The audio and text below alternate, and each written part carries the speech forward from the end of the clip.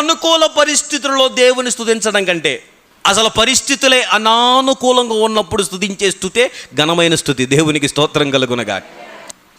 వీటన్నిటిలో స్తుతించవచ్చు, స్తుతించకపోవచ్చు, కానీ అసలు పరిస్థితులు ఏమీ అనుకూలంగా లేవు, అప్పుడు అద్భుతాలు జరగడం మొదలు పెడతాయి. అందుకే ఒక పాటలో ఉంటుంది కదా, పౌలు శీలను బంధించి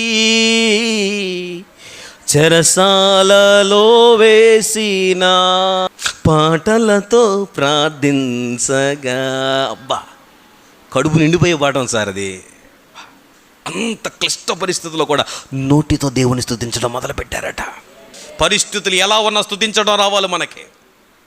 పరిస్థితులు ఎలా ఉన్నా దేవుణ్ణి గణపరచడం రావాలి. పరిస్థితులు ఎలా ఉన్నా దేవుణ్ణి మహిమపరచడం రావాలి. కారణం ఏంటంటే ఆయన స్తుతికి అర్హుడు, స్తుతికి పాత్రుడైన. స్తోత్రం, హల్లెలూయా.